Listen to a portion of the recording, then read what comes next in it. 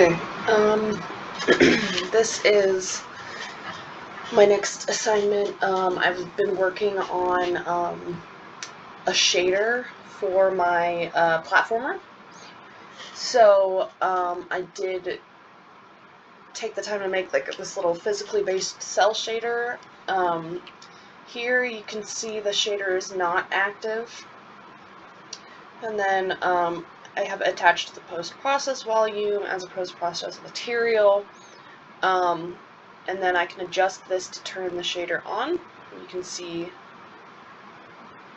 that difference immediately. Then,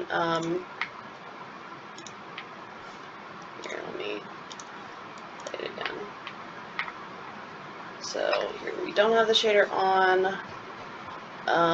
If we go here, turn it on, play, you can see the character, the legs and stuff, like that's all cell shaded.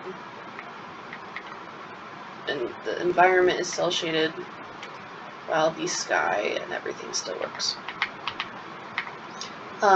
So looking at like what that cell shader does, so when you go in and you create a material, you have to do this like initial setup to essentially have Unreal like identify that you're setting up the color. And then we reintroduce that color a little differently with these multiplies. When you do that, this lighting isn't fixed. So like if I go in here and I add like a point light,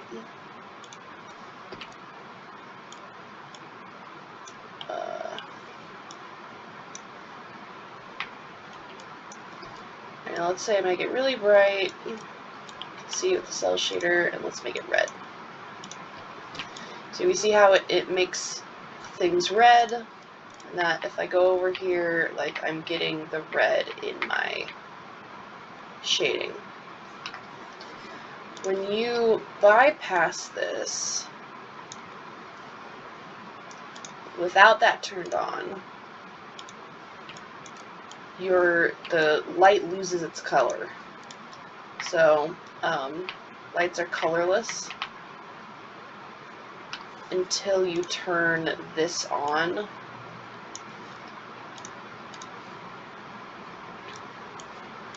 And then the light comes back. Without also this part, so if I were to go out of this multiply directly into the emissive color, our sky goes away. So this reintroduces that to the scene. So it's really easy to make a cell shader. You just have to do a few things to like get around the problems with it.